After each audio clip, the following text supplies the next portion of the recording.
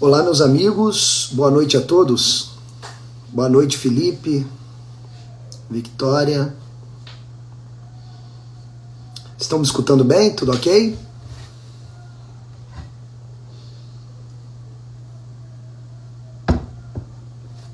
Vamos ver se chega mais gente para iniciarmos a nossa segunda live do nosso canal do Instagram.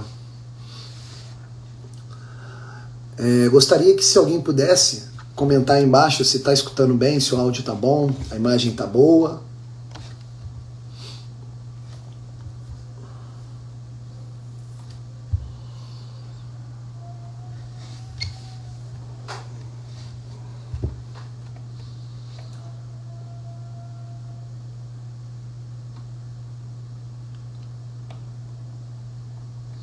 Olá, Vitor, tudo bem?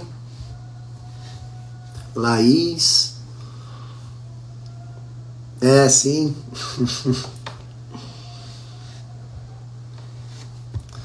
Esperando aí o pessoal chegar para iniciarmos a nossa segunda live. Que bom que vocês estão escutando bem, a imagem está boa. Só esperar para começarmos.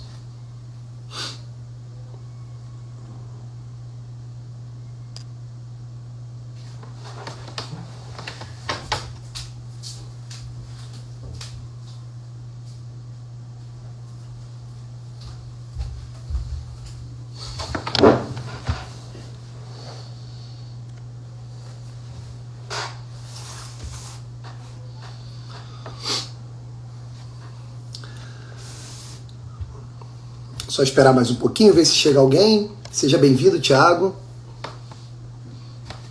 Já iniciaremos a nossa segunda live do Instagram. Espero que dê tudo certo. Seja bem-vindo, Márcio, Rosane. Espero que vocês gostem do tema, consigam presenciar. Olá, boa noite, Thiago. Tudo ótimo. Consigam acompanhar a profundidade do tema, né?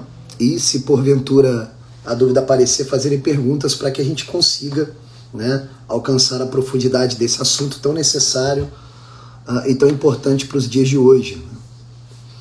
Ver se chega mais alguém antes de iniciarmos.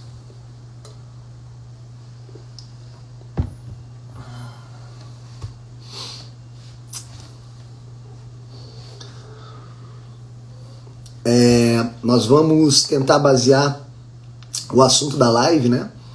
A partir, seja bem-vindo, Elias. Boa noite. Isso aí é água ou café? Pergunta o Vitor. Na verdade, é nem uma coisa nem outra. Como nós somos filhos de Deus, é uma cervejinha. Merecemos. Seja bem-vindo, Cássia. Boa noite. A nossa nova integrante da comunidade cristã, né, Cássia? Natan, seja bem-vindo. Esperar aí chegar mais algumas pessoas para podermos iniciar o nosso tema. Mas como eu vinha falando, né, o tema de hoje ele é necessário, importante, e a gente vai tentar seguir como linha mestra do tema essa grande obra do C.S. Lewis, né? Não sei se vocês estão conseguindo enxergar, né? Que é a obra Os Quatro Amores, né? Que é muito interessante, né? Graças a Deus, né, Cássia? Que é muito interessante, aliás, indico a leitura, né? Peço que tenham paciência com o livro, né? Eu tive experiência com o livro há pouco tempo, então tá bem fresco na minha memória, e a introdução do livro às vezes assusta o leitor, né? Parece uma leitura difícil, complicada, mas tão logo você vai se familiarizando com os termos que ele utiliza, o livro fica uma delícia, né? E a gente acaba aí repousando a nossa inteligência nesse tema tão complexo, né? Então eu indico a leitura, vale muito a pena, Os Quatro Amores de C.S. Lewis. Boa noite, Bruno Elisei, Leonan Barbosa, sejam bem-vindos, tá? E nós já vamos iniciar então o tema. Eu gostaria de pedir a vocês que sempre me sinalizassem se o áudio ficar ruim, a imagem ficar ruim, né? A internet hoje, durante o dia, ficou um pouco instável, então pode ser que aconteça alguma coisa durante a live. E na medida que tiverem dúvida, podem perguntar aí pelo chat, tá? Aparentemente vai parecer para vocês que eu não estou vendo a pergunta, mas eu estou vendo.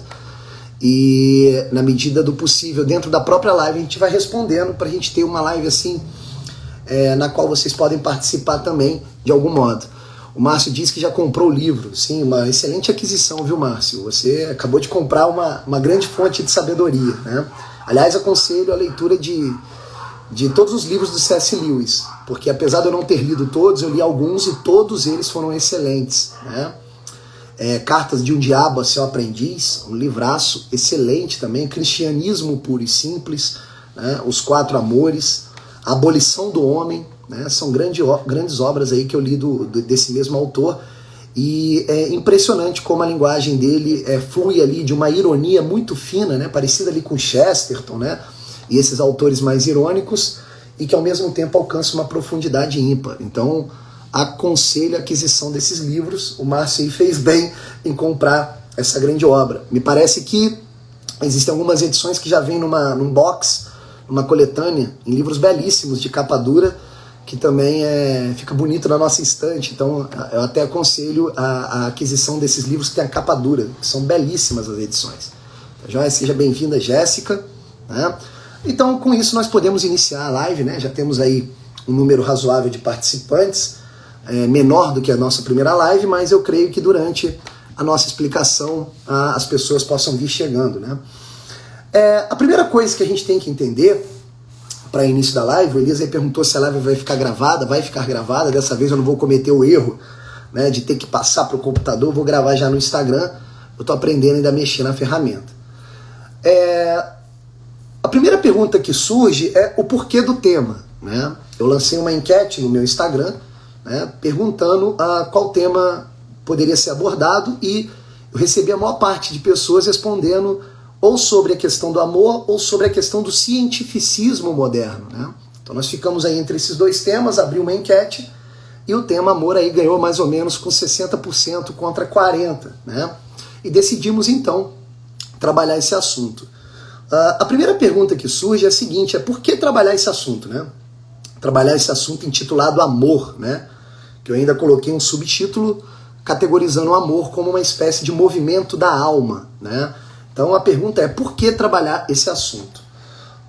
Esse assunto ele poderia ser trabalhado em qualquer período histórico da humanidade, por um motivo muito simples, né?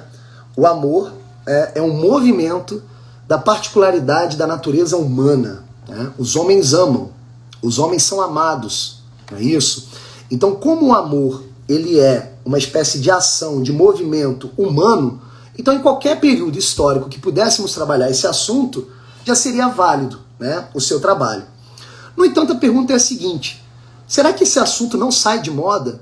Ou ainda, por que trabalhar esse assunto hoje, né?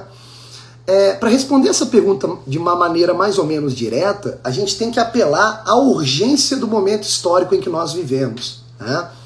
Infelizmente, é fácil para todos vocês perceberem, o amor, de certa forma, né, ele está em crise. Isso daí não é difícil de perceber, não é isso? Vira e mexe, até a própria mídia, né, que mente pra caramba, vira e mexe você vê alguma reportagem, em algum discurso apelativo à falta de amor, né? Então não é difícil você perceber que o amor é algo que está em falta, né? As pessoas amam menos e são menos amadas, né? Essa constatação ela flui nas nossas próprias relações sociais, né? Todo mundo aqui, eu creio, que trabalha ou estuda, e por conta disso, no seu dia a dia, tem relação social mínima com outras pessoas. E nessa relação mínima social com outras pessoas, vira e mexe acontece de alguém, né, falhar moralmente ou eticamente nessa relação, não é mesmo?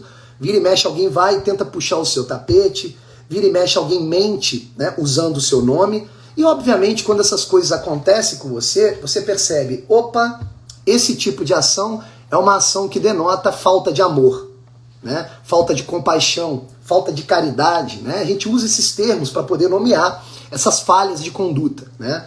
Então, se nós vivemos numa sociedade onde os valores morais estão em crise, fica muito fácil, né, de categorizar o mundo atual como um mundo onde o amor também está em crise, né?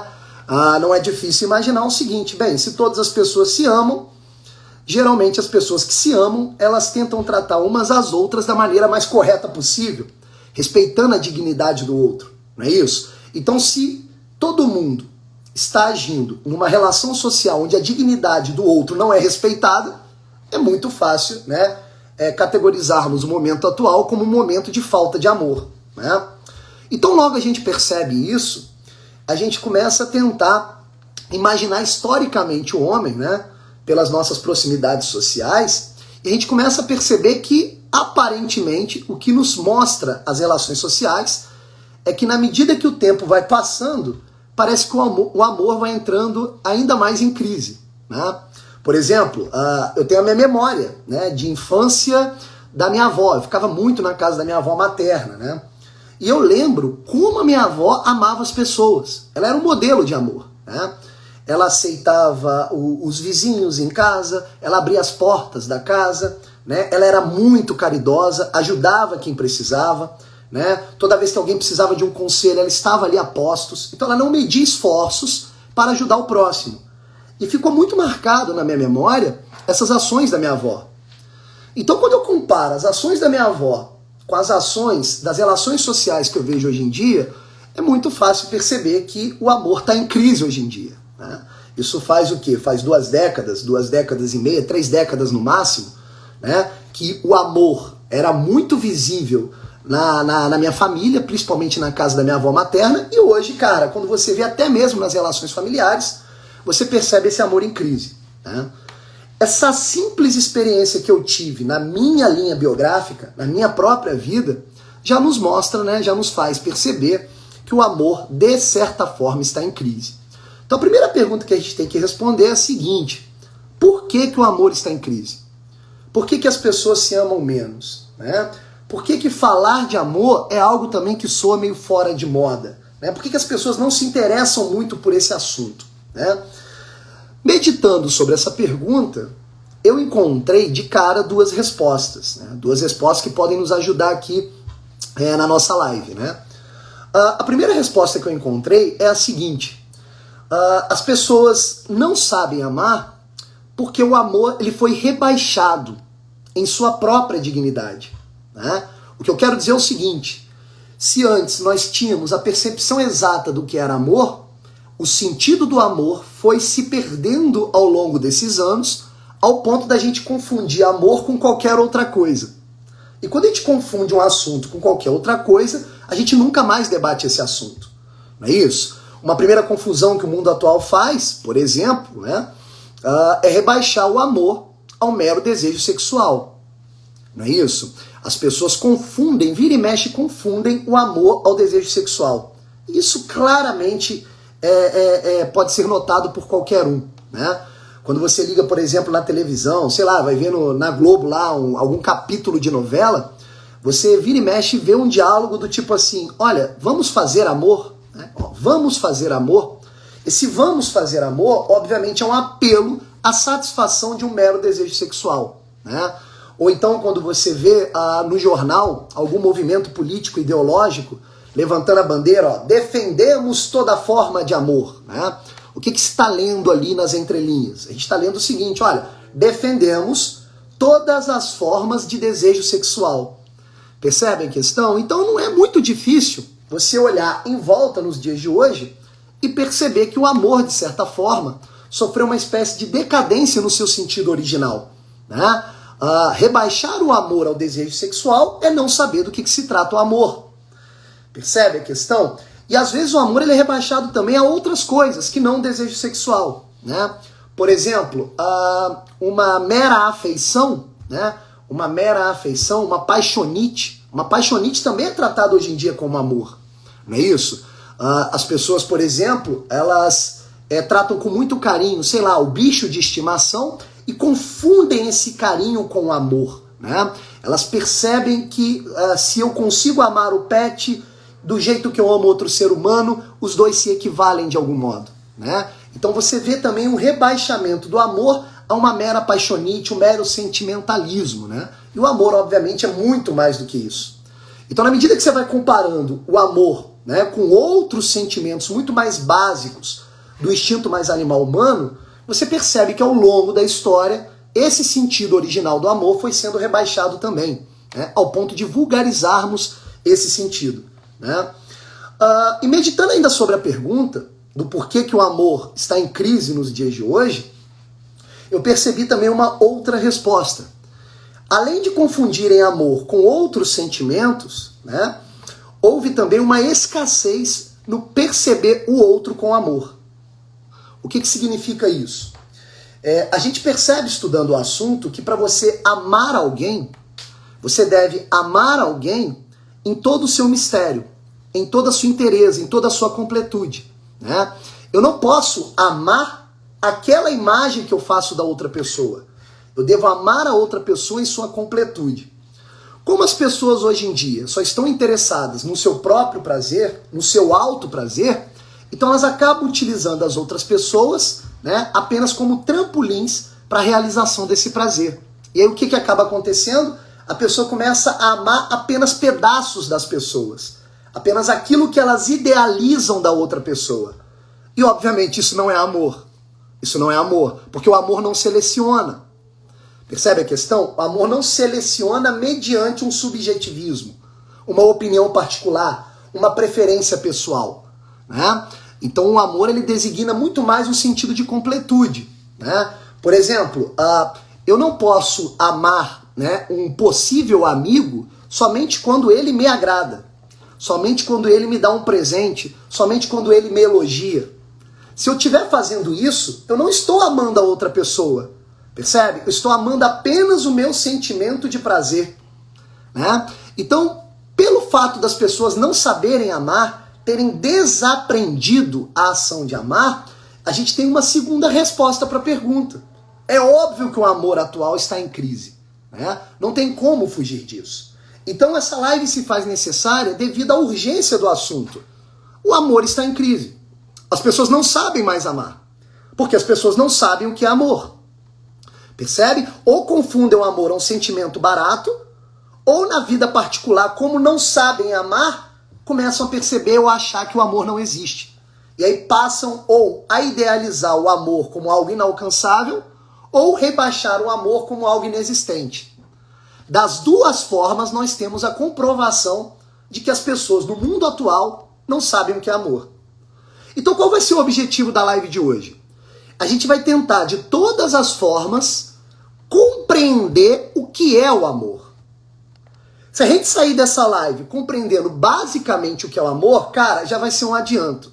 Já vai ser um grande passo para a nossa virada de perspectiva de vida, para melhorarmos a nossa relação, nossa interação social com as outras pessoas. Tá claro? Então é aqui que nós iniciamos a nossa live de fato, tentando responder a pergunta: o que é o amor? O que é o amor?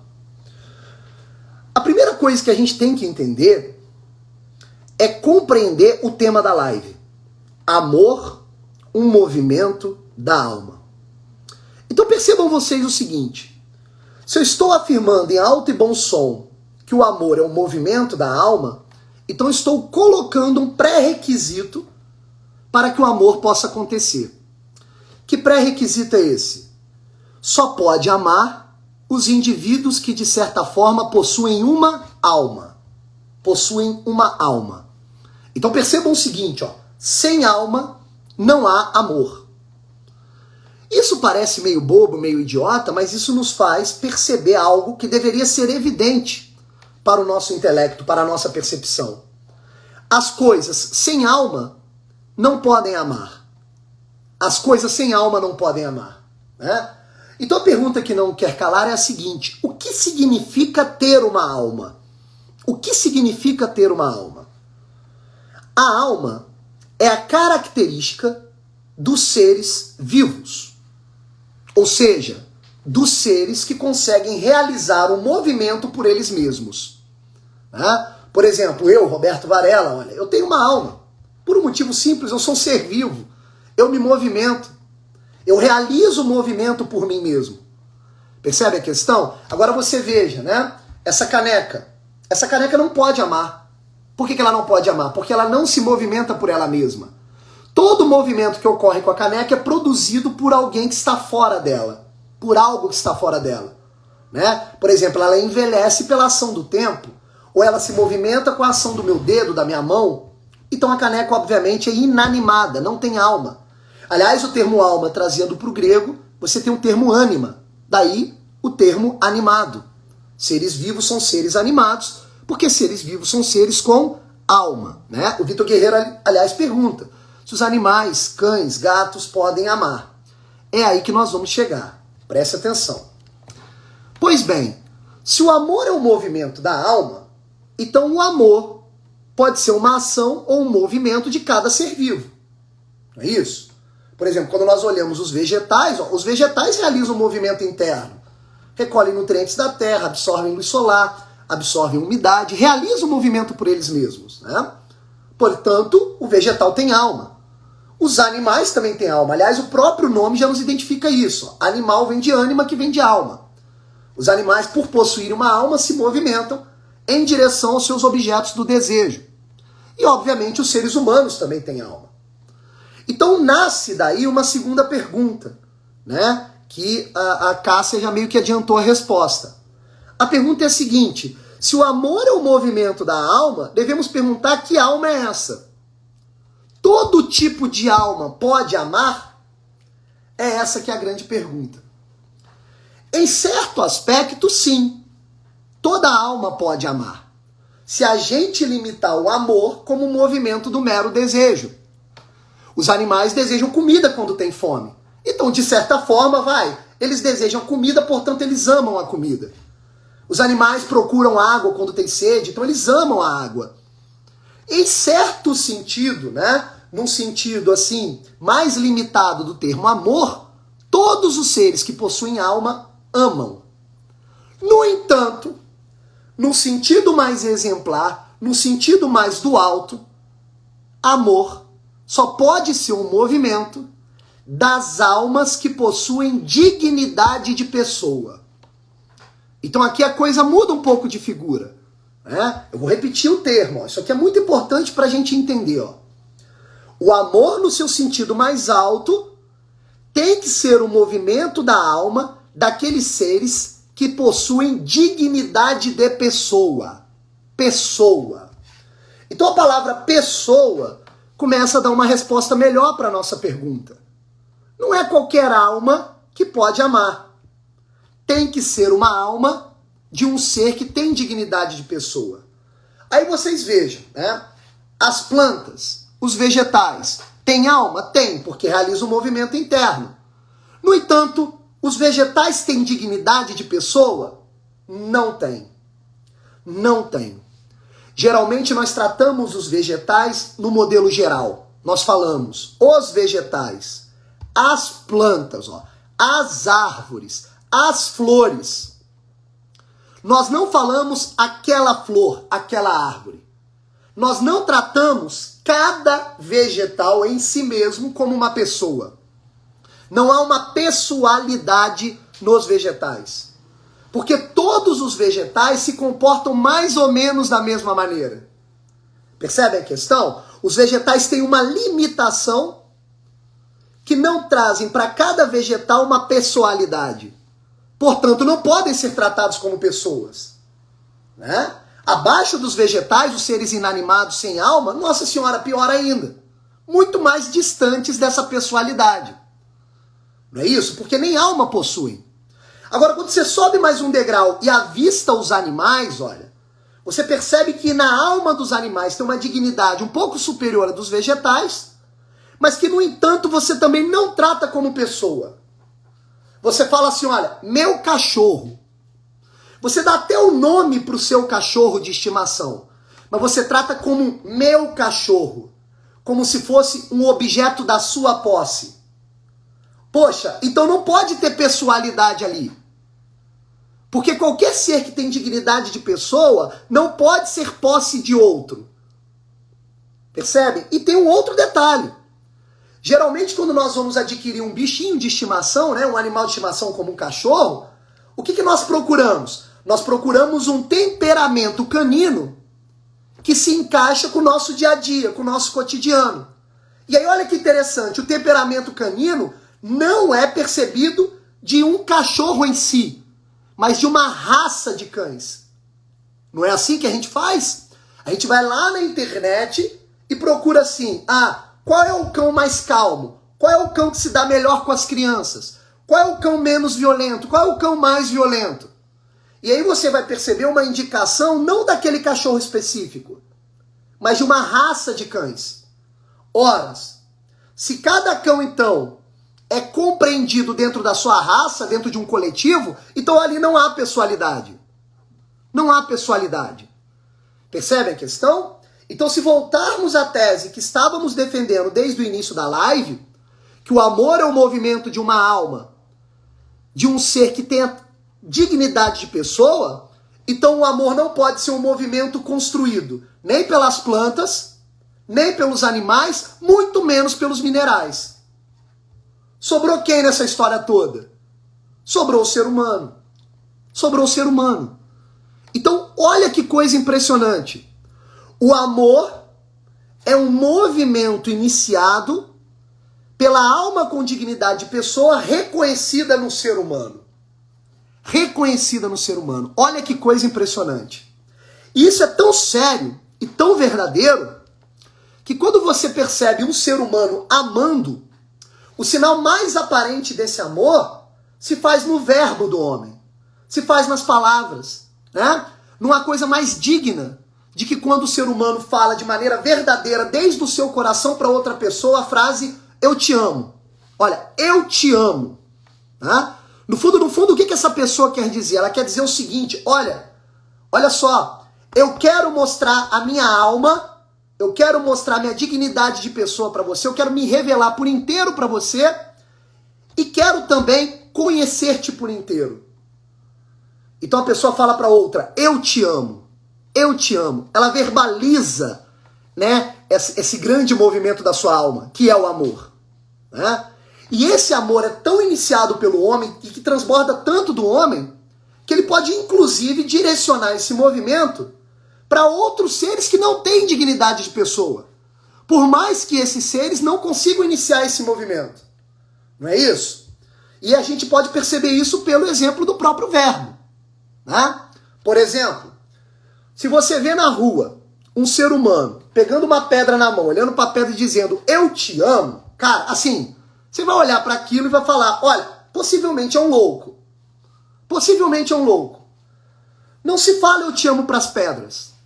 Não se fala eu te amo para as pedras. Apesar que hoje em dia, né, com esse sentimentalismo bizarro, superficial e idiota, é possível você imaginar alguém falando eu te amo montanha, eu te amo rocha, eu te amo pedra, né? Esses neo-hippies aí possivelmente devem pronunciar essas frases. No entanto, parece que falta um pouco de normalidade nessa voz, porque parece que a pedra não ressoa essa fala eu te amo.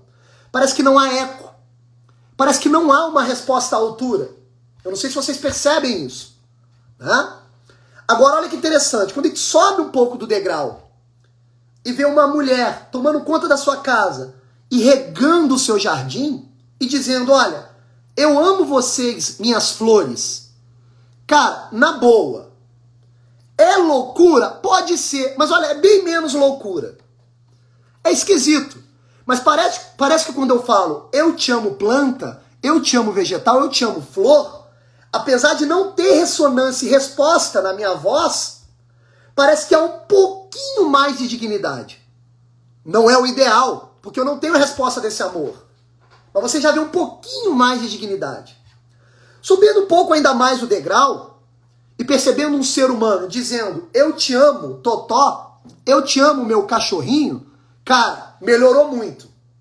Parece loucura, parece, mas olha, o homem transborda tanto de amor que um amor por um cão, cara, na boa, não é tão absurdo assim. Não aparenta ser uma loucura grande. Tanto é que os animais de estimação geralmente obedecem à voz de comando do homem. E quando o homem educa bem um cão, o cão geralmente se adapta ao ritmo da casa.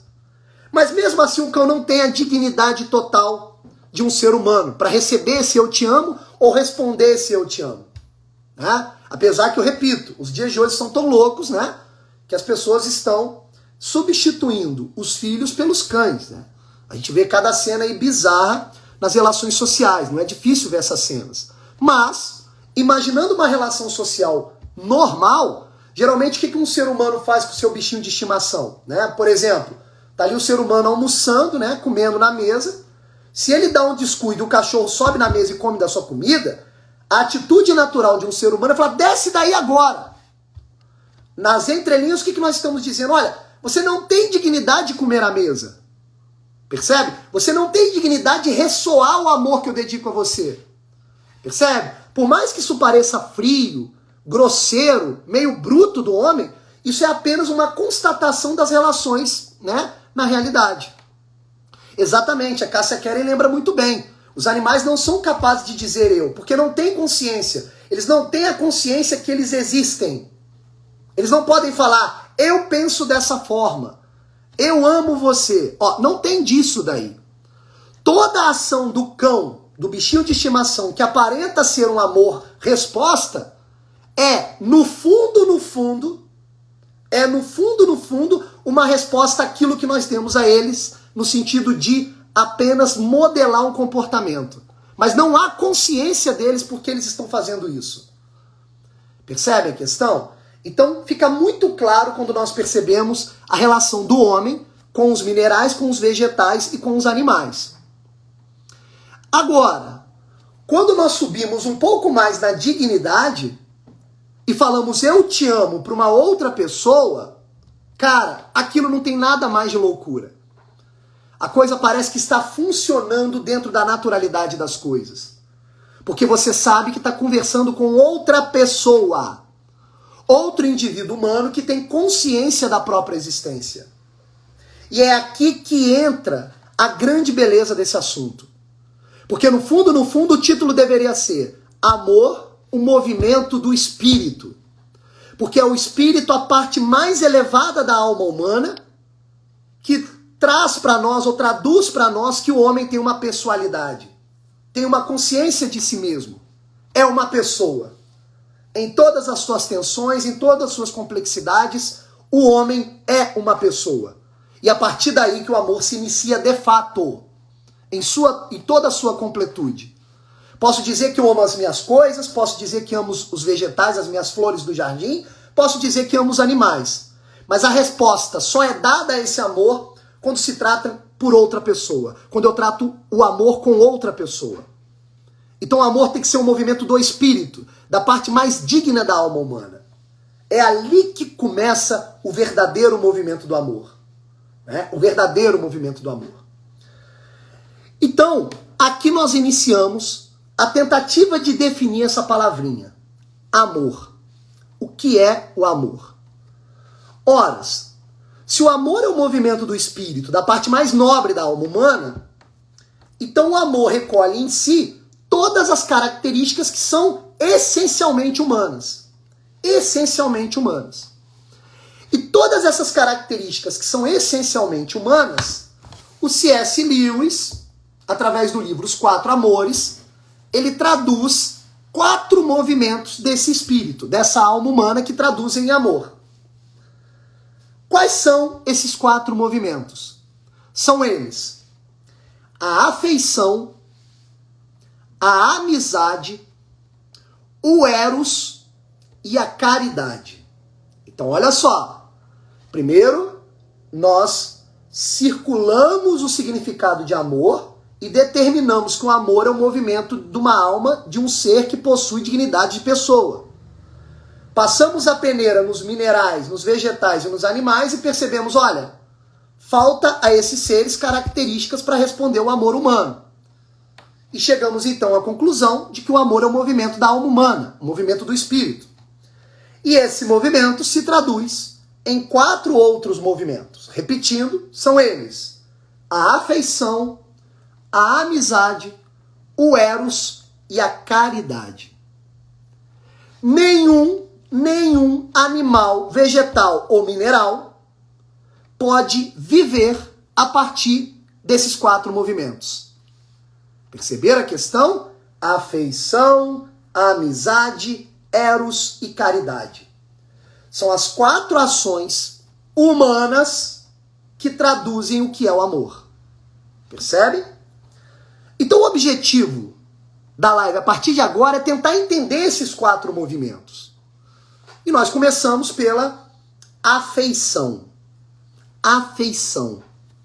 O que é afeição? Olha que coisa impressionante. A afeição ocorre quando o ser humano, olha que interessante, quando o ser humano ele é afeito a alguma outra coisa de maneira praticamente intuitiva, de maneira praticamente automática. Quando o ser humano é afeito a alguma coisa sem ter meditado muito sobre aquilo. Né? Por exemplo, uma boa memória. Né? Uma memória de um momento que ele teve, que foi um momento alegre, um momento feliz. Ele está afeito àquele momento passado. Ele lembra daquilo com saudade. Ele gosta de lembrar daquilo. Ó, isso é uma afeição. Né? Estou aqui de boa em casa, estudando, fazendo alguma coisa, e de repente vem aquela memória. E aquela memória me afeta de algum modo. Eu fico afeito àquela memória. Eu saboreio aquela memória. Olha, isso é um movimento do amor humano. Né? De maneira automática, nós sentimos bem ao lembrar daquilo. Ó, isso é uma afeição. Né? A afeição também ocorre de outras formas, não é isso? Como, por exemplo, você acorda 5 horas da manhã, 5:30 da manhã, né? Seu olho dificilmente abre, você está ali lutando contra a preguiça, contra o sono, aí daqui a pouco você chega na varanda da sua casa e vê o sol nascendo. Naquele exato momento, aquela beleza te afeta, né? E você sente afeição por aquele momento. Né? Você sente uma pureza no seu coração. Você fica feliz naquele momento. Esse é o movimento do amor humano chamado de afeição pelo C.S. Lewis. Né? Aquele início do dia, aquele sol nascendo, aquele colorido no céu que parece que Deus pintou só para a gente poder ali ver, né? E bater palma e admirar a beleza. Né? Então quando nós saboreamos a beleza de maneira automática, o nosso amor realiza o movimento da afeição. Nós ficamos afeitos àquele momento. Né? Ou então quando nós sentimos o cheiro, né, do café pronto. Ó, a gente sente um prazer, mas é um prazer que não está apenas no âmbito material. A gente sente algo a mais, parece que a gente está saboreando o café com o nosso coração. A gente fala, nossa, como é bom sentir esse cheiro. Percebe? Está para além ainda do prazer, é um prazer muito maior do que um animal pode sentir. Né? Porque alguém poderia falar, mas bem, professor, essa afeição os animais também podem sentir? Quando saboreiam uma boa comida ou quando sente o cheiro da presa? É parecido com isso? Não, não é parecido. É muito acima disso. Né? Quando a gente sente o cheiro do café sendo feito pela manhã ou no final da tarde, aquilo passa para dentro do nosso coração, é traduzido em beleza. A gente repousa naquele momento. Né? A gente ama aquele momento. A gente fala assim, cara, que bom que eu existo. Que bom que eu estou vivendo esse presente. Que bom que o momento está me presenteando com esse prazer. Né? Então a gente sente algo para além do prazer. Parece que tudo aquilo, todo aquele cenário, tudo aquilo que está montado naquele momento presente, abriga nosso coração. E a gente se sente bem, cara. Ó, esse se sentir bem não é um sentimentalismo. Já é um movimento do amor. Já é um movimento do amor. Agora perceba. Como o ser humano, ele possui uma dignidade espiritual de pessoa acima dos animais, esse homem pode, por um instinto animal que te puxa para baixo, se deleitar tanto nesse primeiro movimento da alma, que é a afeição, e ficar escravo dele. Então olha que coisa curiosa. Quando o ser humano limita todo o movimento do amor a esse primeiro estágio, que é a afeição, o amor rapidamente se perde. E nós nos rebaixamos aos animais. E aí, ao invés de saborearmos aquele momento presente com afeição, nós apenas conseguimos imaginar que a nossa vida se limita a esses momentos. Quando a gente limita a própria vida a esses momentos, o amor se perde e se escorre por entre os dedos. A gente começa a confundir o amor com o mero prazer. Esse deleite do coração, então, se perde e nós começamos apenas a gostar, a desejar os aspectos materiais e aparentes das coisas. E aí aquilo que era o movimento do amor chamado de afeição é rebaixado a um mero desejo animal. Nesse momento nós nos perdemos. Então perceba que esse primeiro movimento do amor, ele pode desencadear no amor verdadeiro que te puxa para o alto, ao saborear e se repousar na beleza das coisas, ou pode te puxar para baixo, se você acreditar que o amor termina aí. E aí você pode ficar preso à materialidade das coisas. E se você ficar preso à materialidade das coisas, buscando apenas esse primeiro movimento da afeição, você vai se tornar um bruto, um animal. Você vai se rebaixar, você vai perder a sua dignidade humana acreditando na materialidade e na aparência das coisas. Você se perde. Você se perde. Você passa a ser escravo desses momentos. Ao invés, então, de você perceber que há algo muito mais belo por trás do nascer do sol, você começa a cultuar o sol, a tratar o sol como Deus. E aí você se perdeu, meu amigo. Ao invés de você saborear o momento daquele cheirinho do café pela manhã, lembrando que por trás daquele café da manhã a sua amada vai acordar e você vai presenteá-la com a xícara de café, ou então aquilo vai te fazer recordar em momentos amorosos que você teve na sua vida por conta do cheirinho do café da sua avó, da sua infância. Ao invés de você apelar a isso, você passa a cultuar o café.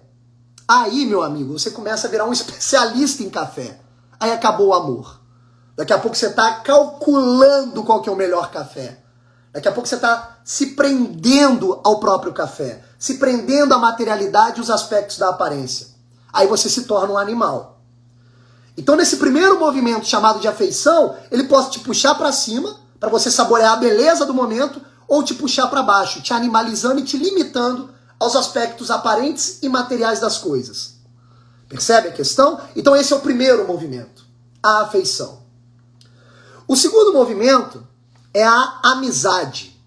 A amizade. A amizade é o segundo movimento do amor. O amor-amizade.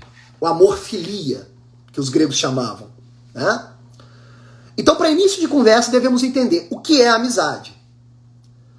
Procurando todas as definições possíveis, a melhor e mais exata é aquela trazida por Santo Tomás de Aquino, que pode ser percebida por qualquer um que está aqui presente na live.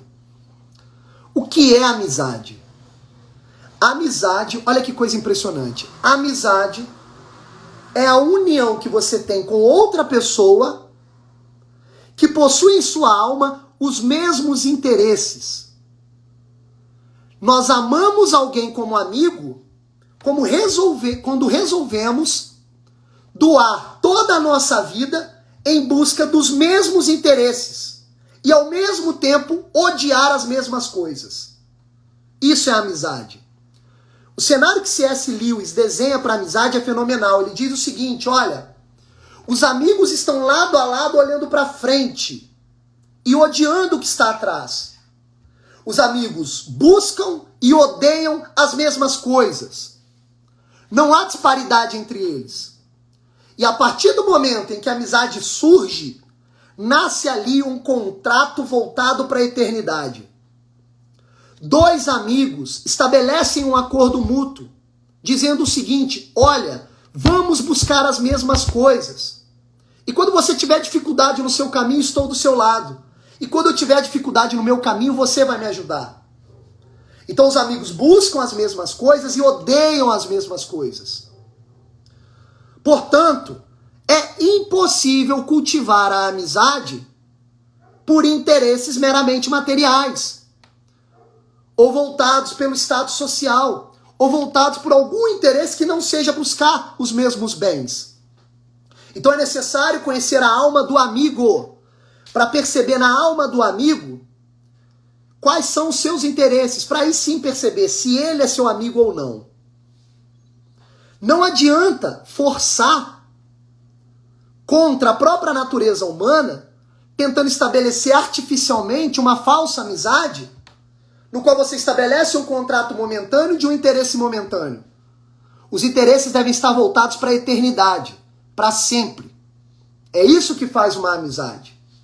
Não é? Todo mundo que está aqui sabe muito bem que ao longo da nossa vida nós vamos cultivando relações sociais, meramente de coleguismo. Então, por exemplo, na infância eu tive alguns colegas, na adolescência outros colegas, e todos eles sumiram. Por quê? Por um motivo muito simples. Eu ainda não estava na maturidade ideal para saber o que eu queria. Portanto, eu não tinha maturidade para selecionar aquele possível amigo.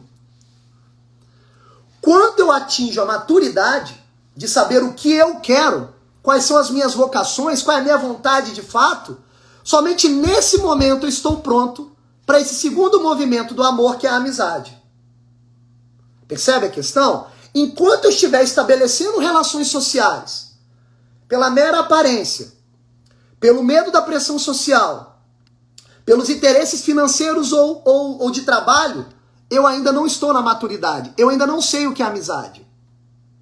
Né? Por isso que quando o homem chega à maturidade, ele tem uma primeira percepção que é o seguinte: caramba, eu tenho que me desfazer dos falsos amigos. Os falsos amigos não me servem mais.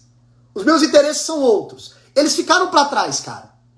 Né? E aí quando você chega na maturidade, é impressionante como te bate um certo medo, um certo receio. Parece que você está no deserto. Parece que fala assim, cara, eu tenho que romper com eles porque não dá. Eles só estão comigo por mero interesse, por mero acordo, por mero status social. Não dá mais, assim. Eles estão me puxando para baixo. E aí te bate um pouco de receio no começo. Parece que você está no deserto. Mas tão logo você se tranquiliza, tão logo você se conhece, tão logo você percebe a sua maturidade, você percebe que seus valores são outros, você então entra numa tranquilidade, você se segura, você se acalma e percebe o seguinte: uma hora os amigos vão aparecer. Vão aparecer pessoas, eu vou começar a atrair pessoas que querem as mesmas coisas. Então o homem nesse momento está pronto para a amizade verdadeira. O amigo verdadeiro está disposto a qualquer sacrifício para te ajudar. Porque ele sabe que aquilo que você busca é o que ele busca também. Isso é o movimento da amizade. Esse é o segundo movimento do amor. Duas pessoas que olham para frente, que buscam as mesmas coisas, que estão no mesmo caminho. Um auxiliando o outro quando o outro tropeça. E é tão interessante essa relação que às vezes as pessoas estão muito distantes enquanto amigos materialmente, espacialmente, por várias circunstâncias da vida, que quando se reencontram, parece que eles nunca tiveram afastados. Tudo volta ao normal. A alma do outro na hora aparece para nós. Por quê? Porque foi nutrida em cima de uma amizade verdadeira. Eu sei o que o outro busca. Eu sei o que o outro busca. Então o outro pode me ajudar nesse sentido.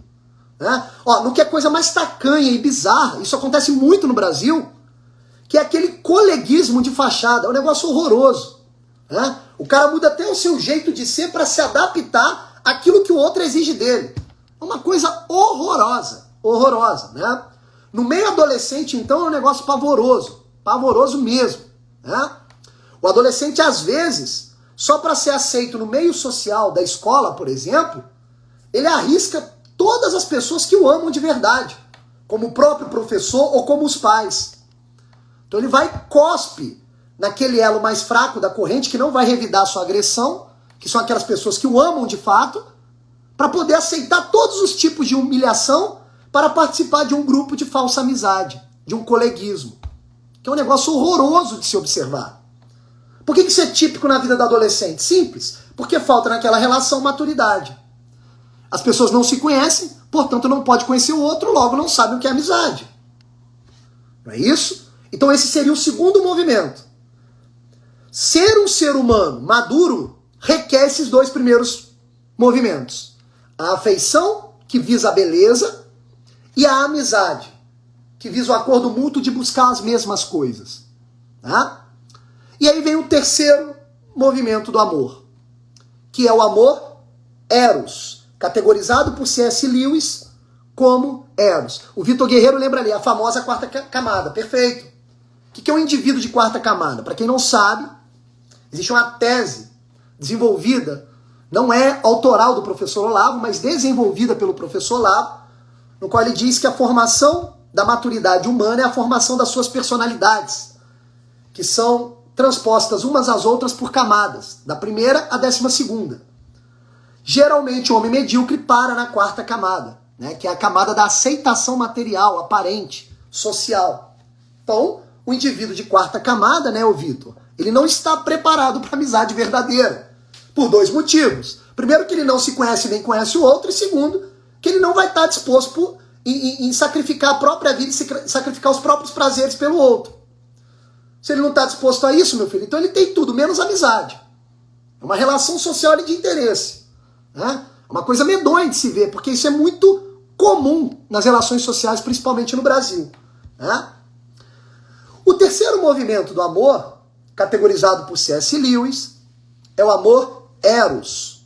O amor eros, né? Termo grego, que vem de um famoso mito, de uma famosa narrativa simbólica da mitologia grega, e que nos lembra, em termos de língua portuguesa, a palavra erotização. Né? Eros nos lembra erotização. Né? E o que seria o amor eros?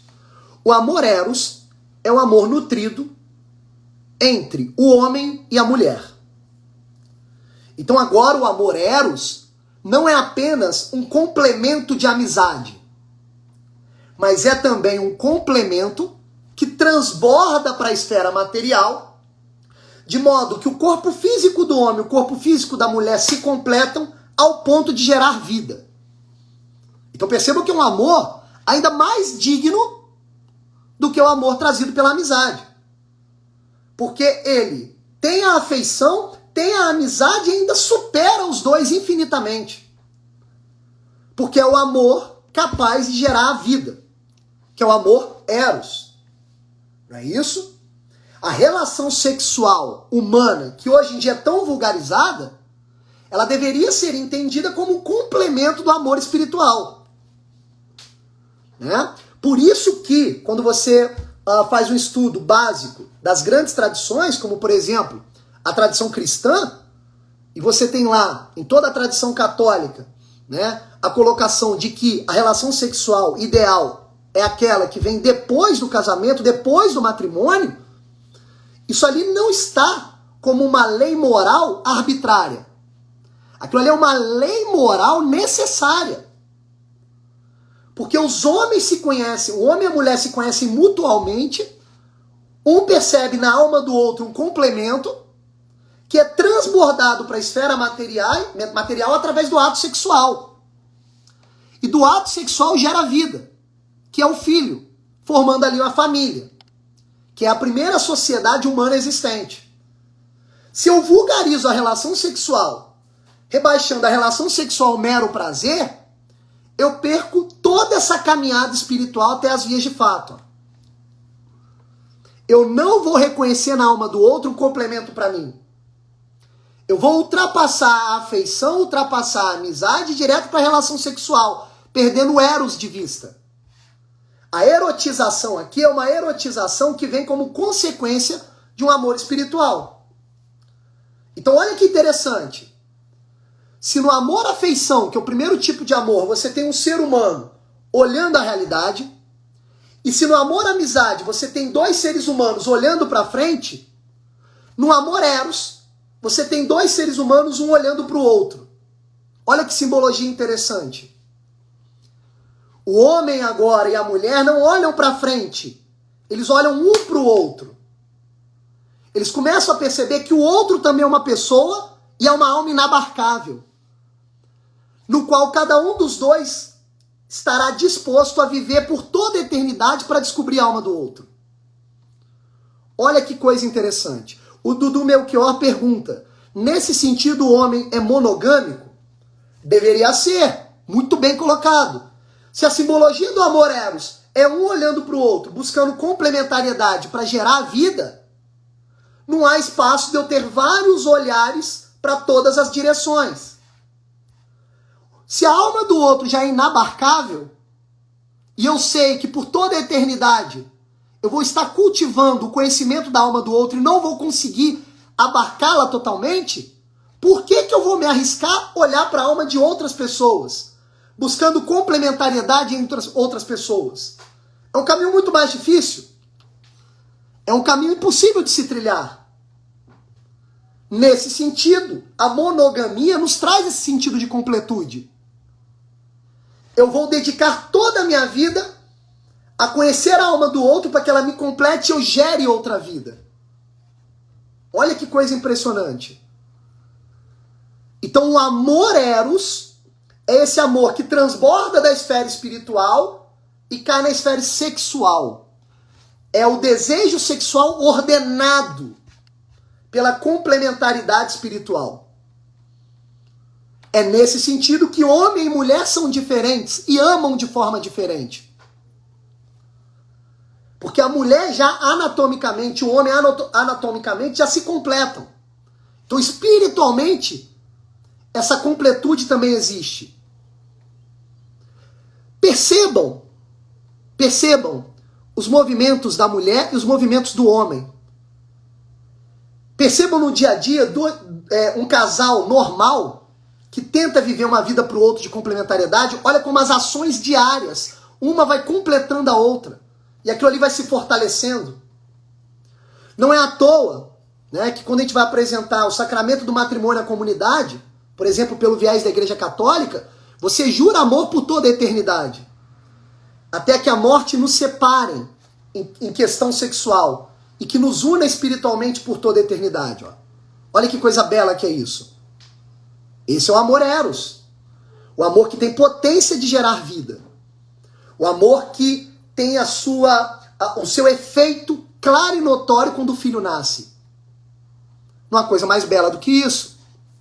Ah, professor, mas hoje em dia os casamentos estão se dissolvendo. Cada vez mais temos separações. É óbvio. Isso é a ausência do amor eros.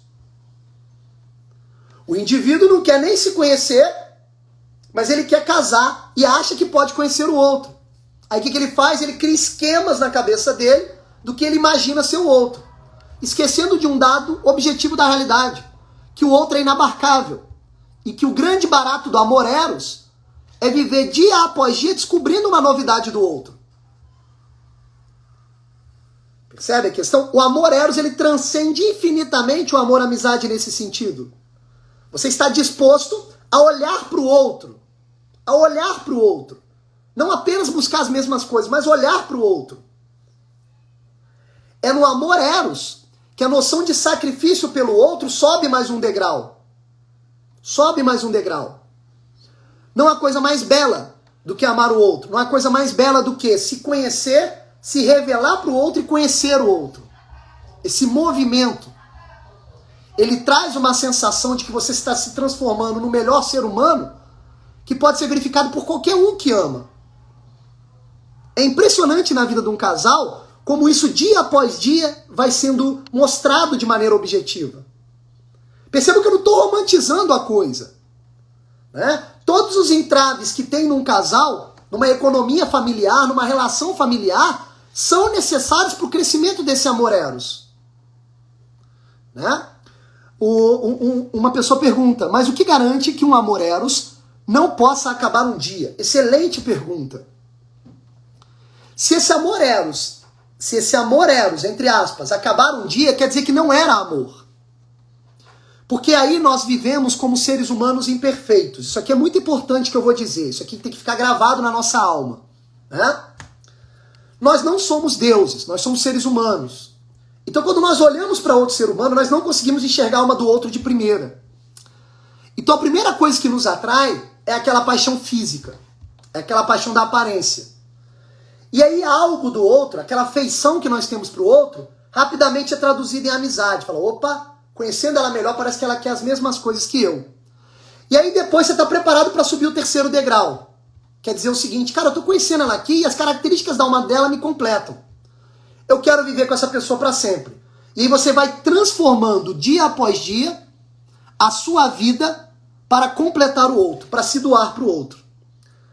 Se essa vida diária com o outro, no amor eros, está numa crescente, esse amor já está tendendo à eternidade.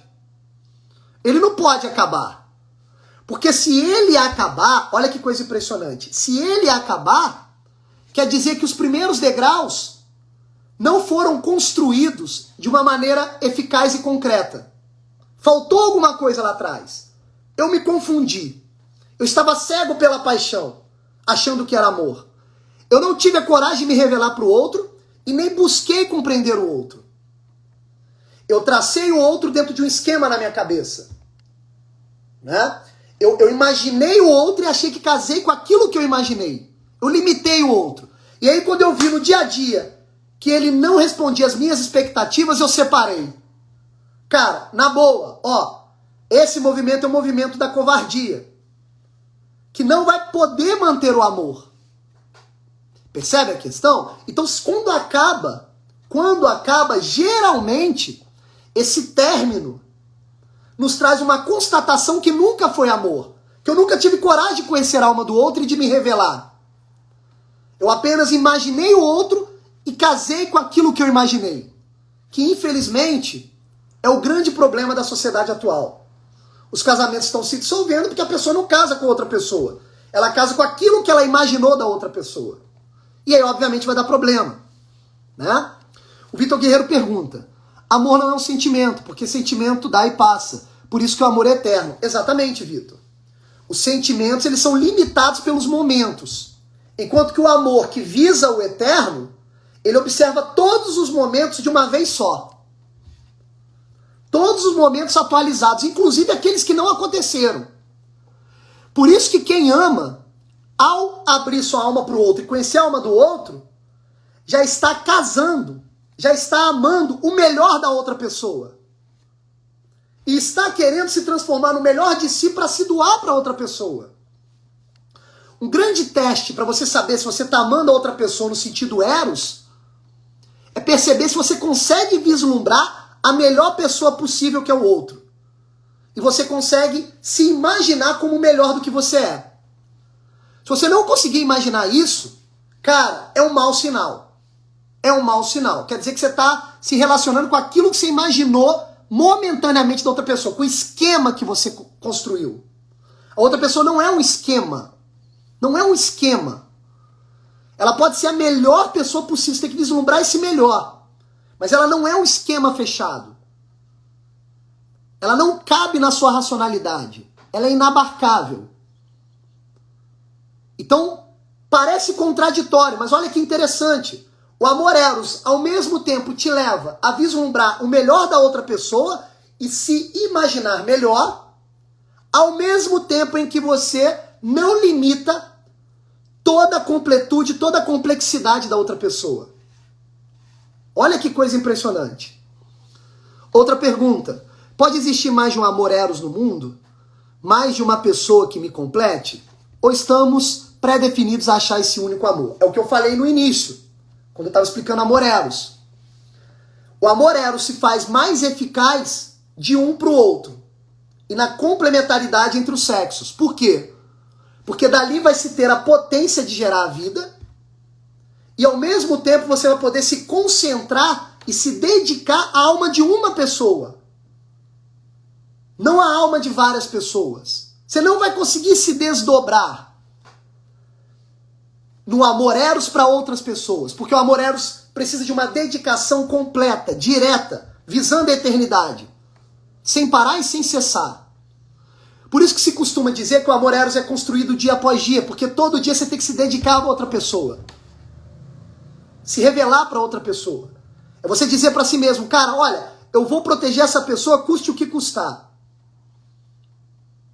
Né? É muito comum, né, você perguntar para os jovens, né, nos seus relacionamentos, olha, se fulano vacilar contigo, você ama fulano? Amo. Mas se fulano vacilar contigo, você vai perdoá-lo? É interessante, a resposta impulsiva é, não, nunca. Que isso? Se ele me trair, eu nunca perdoo. Né? É uma fala impulsiva, ó. Essa fala impulsiva é de alguém que não meditou sobre o assunto. Porque olha só, raciocinem comigo.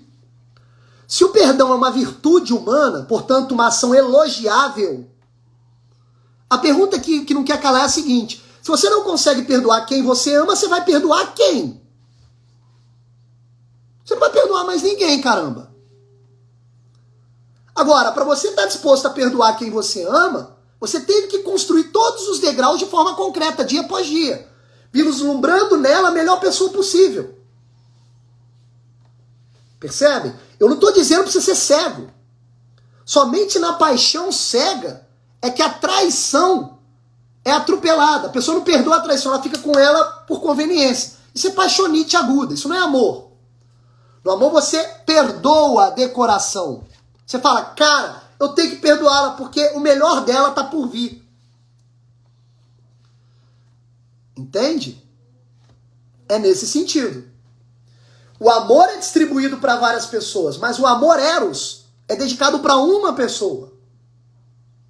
O amor afeição para os aspectos da realidade. O amor amizade é aquele que se multiplica. Mais amigos, melhores amigos. Quanto mais e melhores amigos você tem, melhor para você. Agora, o amor eros, cara, precisa de uma dedicação constante a uma pessoa. Ela é seu foco principal. É para ela que você vai se doar. Percebe a questão? Toda vez que eu juro meu amor por toda a eternidade para minha mulher, dia após dia, isso não vai inibir o fato de que outra mulher possa me atrair materialmente. Mas vai ser nesse momento que eu vou lembrar do meu amor verdadeiro. E vou meditar. Não vale a pena, por um prazer momentâneo, jogar no lixo um amor que é para a eternidade. Entende a questão? E daí nós chegamos ao quarto e último degrau. O principal movimento trazido por C.S. Lewis, que é o amor-caridade. Aqui a gente tem que prestar muita atenção, pois aqui o amor eros é lapidável, perfeito, é lapidável. Ele é construído dia após dia, ele é lapidável, muito bem colocado, é isso daí. Ele é lapidável. Ele se inicia com uma paixão bruta e você vai lapidando, até o tesouro aparecer, né? Até a joia rara aparecer. Essa joia rara é o melhor do outro, o melhor de você, que gera a vida. Esse é o amor eros. Por isso ele é lapidável, ele é construído dia após dia. Né? Não tem coisa mais fantástica no amor eros, antes da gente partir para o amor caridade, não tem coisa mais fantástica de você com a sua esposa relembrar todas as dificuldades que vocês tiveram ao longo de suas histórias. Aí você fala, caramba, ainda bem que a gente teve força para superar as dificuldades, senão a gente não estaria aqui junto. E aí todos os piores capítulos da vida conjugal se transformam, são elevados em aprendizagem. Entende? Isso é belíssimo. Isso é belíssimo, né? Mas voltando então ao nosso raciocínio, o quarto e último degrau é o amor-caridade. Né? O amor-caridade. O amor-caridade é o único dos quatro amores que não depende apenas da natureza humana. O amor-afeição, beleza. É aquela tendência humana de enxergar beleza. O amor-amizade é aquela tendência humana de buscar e querer as mesmas coisas do amigo. E o amor-eros é quando um ser humano olha para o outro e jura amor por toda a eternidade com a potência de gerar vida, de viver a vida familiar. Esses três amores, esses três movimentos são movimentos naturais. É potencialmente humano. Agora, esse quarto movimento, ele não depende meramente da natureza humana. Ele depende de um outro fator que está para além da natureza humana. Um fator divino. Deus entra na jogada. E aqui a gente tem que prestar muita atenção pelo seguinte. Enquanto o ser humano não chega nesse quarto degrau do movimento amor, chamado caridade, os outros três movimentos podem estar comprometidos, ao ponto deles falharem ainda. Somente chegando no quarto degrau é que os outros três movimentos se reordenam de maneira perfeita, ao ponto de se concretizarem no seu dia a dia de fato. E aí dificilmente alguém é corrompido quando chega nesse quarto degrau. Qual é esse quarto degrau? Esse quarto degrau é o amor-caridade. O que é o amor-caridade? Tem que prestar muita atenção aqui agora, né? Eu disse no início da live que só pode amar como algo do alto, como algo nobre, os indivíduos que têm a alma com dignidade de pessoa, os indivíduos espirituais.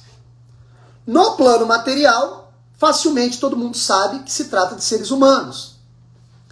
No entanto, considerando a realidade em toda a sua complexidade para além do mundo material, você tem outros seres que possuem dignidade de pessoas.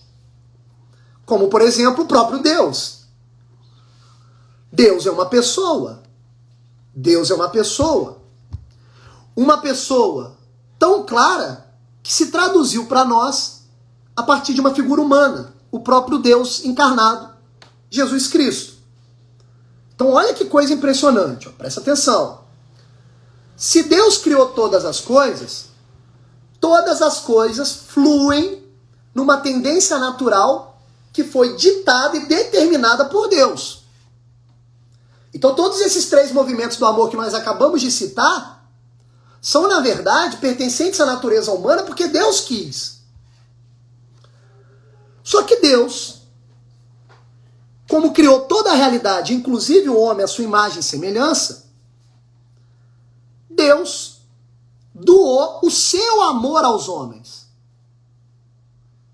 ao ponto de se transfigurar como verbo encarnado, o Deus feito homem, que apareceu para nós, aqui no mundo material, nos contando coisas do mundo para além do mundo material, do reino dos céus, do reino do próprio Deus.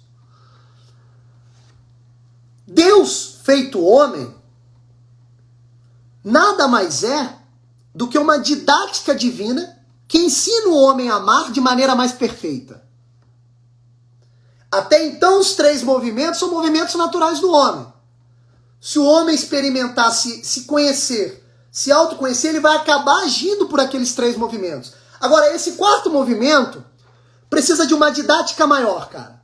A própria natureza humana não alcança o 4º degrau, o 4º movimento. Deus, então, didaticamente se fez homem. Deus, então, nos disse: o homem romperá com seus limites naturais e se tornará de fato uma criatura espiritual quando amar a verdade. E eu, Deus, sou a verdade. Então olha que interessante. O último estágio do amor é amar Deus, cara. É amar Deus. É amar o Criador que está por trás de tudo. É amar a fonte. É amar a fonte. É amar o próprio Deus. Se eu fico limitado nos 3 movimentos, eu corro o risco de corromper esses 3 amores. Daqui a pouco eu posso estar prestando culto à realidade, no caso de amor à afeição. Daqui a pouco eu posso estar virando escravo de um companheiro achando que é amizade. Ou daqui a pouco eu posso estar virando escravo de um parceiro sexual achando que é amor eros. Então o que eu tenho que fazer para não corromper esses 3 movimentos? Eu tenho que amar a fonte, e a fonte é Deus. Daí surge uma pergunta: como amar a Deus? Simples. Deus, com a sua didática extraterrena, espiritual, se fez homem para nos ensinar como amar Ele próprio, como amar o próprio Deus. E a didática espiritual que é trazida para nós é sensacional, porque é o amor-caridade. Diz os mandamentos, ó, amar a Deus sobre todas as coisas. E esse amar a Deus sobre todas as coisas é transfigurado no 2º mandamento, ó, amar o próximo como a ti mesmo. Amar o próximo como a ti mesmo. Amar o próximo como a ti mesmo nada mais é do que ser caridoso. Agir pela caridade. Se doar aos outros seres humanos para experimentar os atos do próprio Cristo. Cristo não ensinou os homens filosoficamente, cientificamente, não. Ele ensinou os homens praticando a caridade. Foi na prática. Ele não utilizou nenhum tipo de método intelectual. Tudo que ele fez era visível.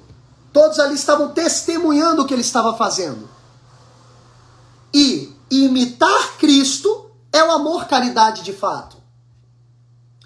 Um episódio bastante interessante, bíblico, né? É quando João Batista está preso e ele na prisão está agoniado por saber se Cristo, se Jesus era mesmo o Messias, era mesmo Cristo.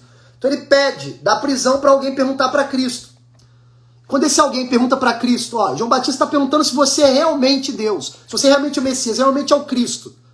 A resposta do próprio Deus encarnado é sensacional. Ele diz, ele não apela a nenhuma autoridade mística, nenhuma autoridade de sabedoria filosófica, científica, nem nada. Ele diz, vai lá e conta para ele o que você está vendo.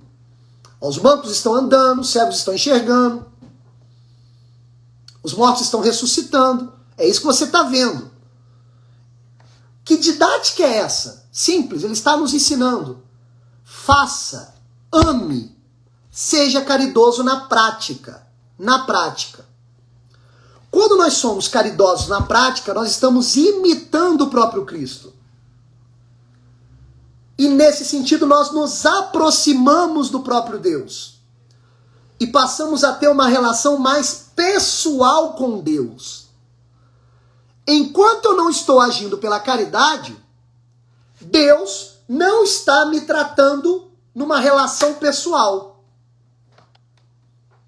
Assim como nós olhamos os vegetais, os minerais, os vegetais, os animais, nós, como somos seres humanos com dignidade de pessoa, queremos ser vistos por Deus como pessoas. Mas para isso devemos ter uma relação pessoal com Ele, praticando aquilo que Ele ensinou. Que é o amor do último degrau. É o amor caridade. Nesse sentido, Deus não vai nos tratar mais como vegetais ou animais, mas como pessoas. E aí ficaremos mais fortes. E aí os outros 3 movimentos do amor, afeição, amizade e eros, sobem de nível. Eles passam a ser movimentos ordenados pelo amor divino. E aí sim você vai viver a verdadeira afeição pela criação, a verdadeira amizade pelos outros homens e o verdadeiro amor eros pela sua amada. Aí tudo está reorientado. Quando você conversa com uma senhorinha muito católica e ela pega e diz assim, as famílias estão dissolvendo por falta de Deus. Ela não está falando besteira. Ela está falando algo muito verdadeiro e real. Falta de Deus, leia-se, falta de caridade. Falta de imitação do próprio Cristo. Entende? Pode parecer uma fala assim, que esteja determinada por um viés religioso. O professor está falando isso só porque ele é católico. Ele está querendo trazer a gente para estudar lá o catecismo, para levar a gente para a igreja. A questão não é essa. A questão é que você tem que compreender o seguinte, se existe um Deus que criou tudo, ele é a fonte de tudo. Ele é o ser verdadeiro. Ele é que tem que ser, nós que temos que nos ser afeitos a ele, porque ele é o ser verdadeiro. Quando eu sou afeito à beleza de um pôr do sol, de um nascer do sol, de um cheiro do café, eu tenho que lembrar que por trás daquilo tudo está Deus. Então eu não tenho que cultuar essas coisas, eu tenho que lembrar que essas coisas são criações do próprio Deus. Então na verdade eu tenho que prestar afeição a Deus. Quando eu tenho amizade pelos meus amigos, porque eles buscam e querem as mesmas coisas, no fundo eu tenho que lembrar que o que estamos querendo é o próprio Deus. A amizade verdadeira pelos meus amigos é fazer com que eu enxergue na alma deles a busca por Deus. E no amor eros a mesma coisa.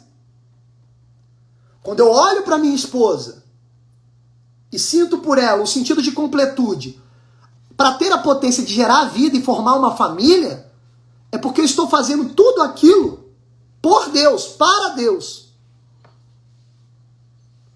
Entende? Então esses 3 movimentos do amor, eles só ganham forma e são reordenados por esse 4. Que só pode acontecer por uma didática divina. Por uma relação pessoal com Deus. É eu fazer a caridade não por uma obrigação social. Não para aparecer bem na foto. Mas agir com caridade porque foi assim que Deus agiu quando estava aqui enquanto homem. Percebe a questão? Para os outros 3 movimentos tomarem a sua forma verdadeira e ideal. E é nesse sentido que o maior símbolo do amor aparece. Se tem poesia que melhor retrata o amor, é aquela famigerada poesia de Camões, na qual logo no começo ele diz: transforma-se o amante na coisa amada. Percebam isso, ó.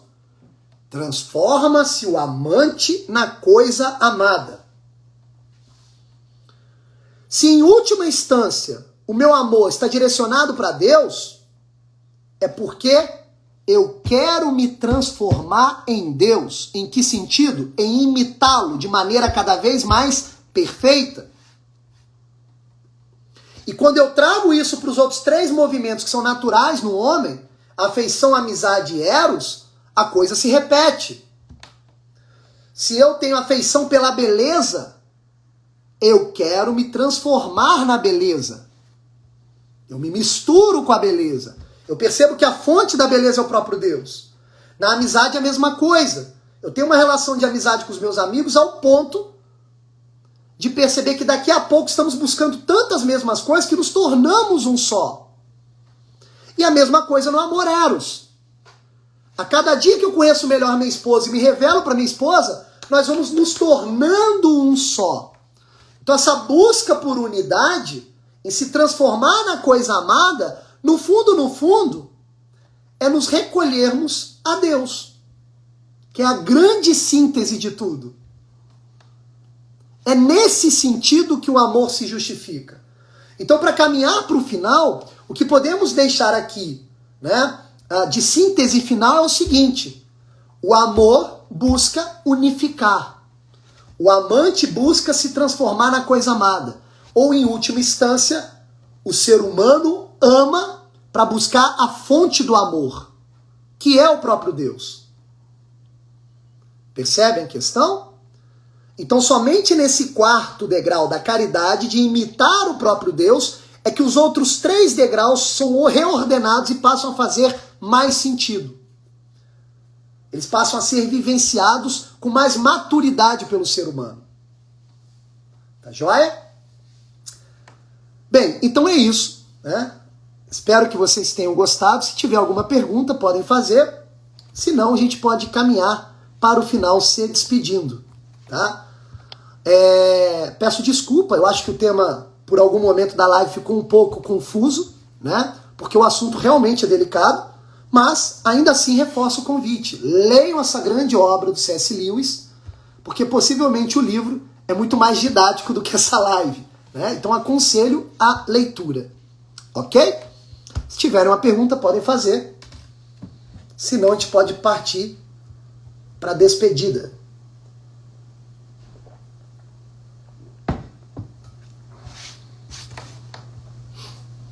Ok? Então é isso.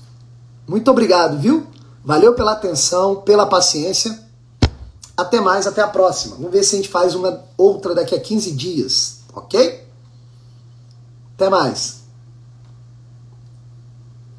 Valeu, meu amigo. Que isso? Eu que agradeço a atenção. Muito obrigado, viu? Nada, que isso. Valeu. Um abraço. Recomendo. Muito boa pedida. É isso aí, Vitor. O Banquete de Platão trata esse assunto de maneira bem direta. Valeu, meu amigo Cleiton. Um abraço. E a produção das camisas? Tudo em ordem? Fazer uns pedidos lá, hein? Um abração.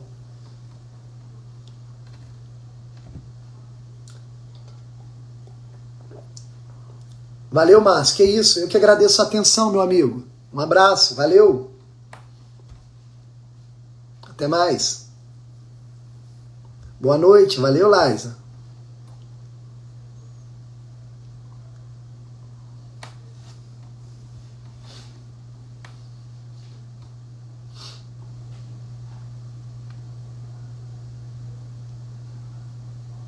Valeu, até mais. Então é isso, gente. Boa noite. Até a próxima. Ah, sim, boa. Ó, sensacional. Ah, uma camisa do Chesterton, Cleiton? Vou querer. Um abraço, valeu.